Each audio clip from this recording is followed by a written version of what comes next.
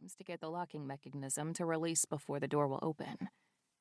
"I will have the maintenance guys come out and replace this lock soon," she says apologetically. Moving to the side, she motions for me to enter first. She follows behind me, shutting the door.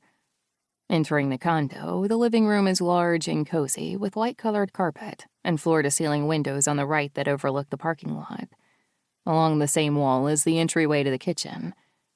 I step into the kitchen and spot a set of French doors on the right side of the room that leads outside to a spacious balcony. Walking out onto the balcony, I surmise it could hold 10 people comfortably with patio furniture included. Walking to the edge and looking over the wood rail, I see there is a swimming pool surrounded by a concrete patio coming off the first-floor condo. "A swimming pool?" I question. I don't remember her saying anything about a pool. "Belongs to the tenant upstairs. He has had a lot of renovations done to both the units he owns." "Oh," I reply with a quirked eyebrow. This guy must be loaded. Leaving the deck to head back into the kitchen, I glance up and see the third-floor balcony sits to the right of mine, making it possible for anyone up there not to only see onto this balcony, but also into the kitchen. Continuing on into the kitchen, I see the floors are beige ceramic tile. The walls are painted beige as well, but a shade lighter. Directly across from me is a breakfast bar that extends the length of the kitchen, except for a few feet on each side to pass through.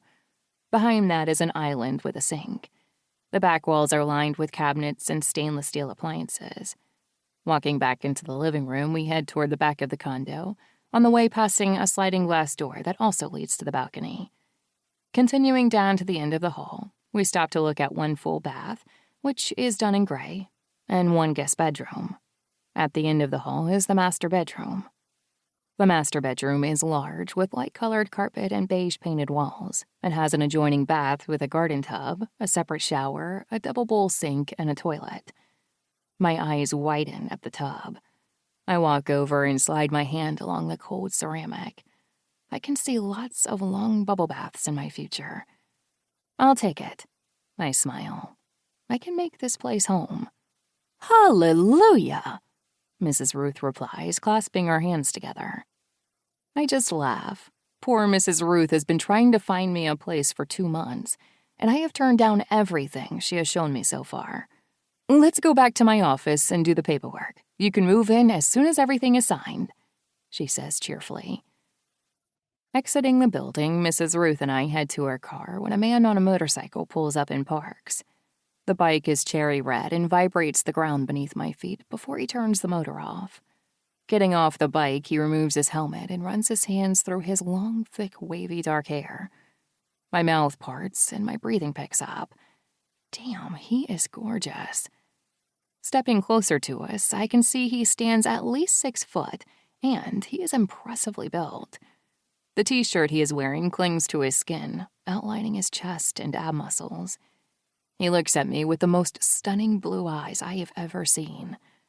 Our eyes lock for several seconds before he switches his attention over to Mrs. Ruth, who already has her hand out to shake his. Taking her hand with a puzzled look on his face, he asks her, "Can I help you?"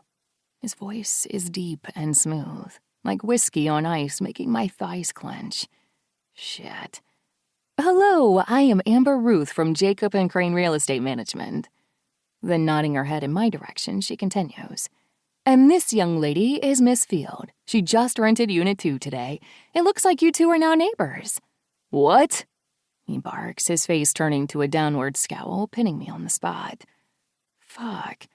"Miss Field just rented the vacant condo. She will be your new neighbor," Mrs. Ruth informs him, her tone chipper, not noticing this man is not happy to hear this.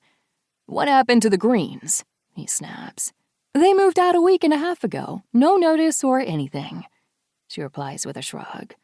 "Shit," he mutters before storming off toward the building. "Well, hello, it's nice to meet you too," I say to myself sarcastically. Mrs. Ruth frowns, then turning back to me with a big smile says, "Ready to go?" Yes, let's go," I reply, confused on why the neighbor guy seemed so pissed I'm moving in. Chapter 2. Lincoln. What the fuck? My cursing.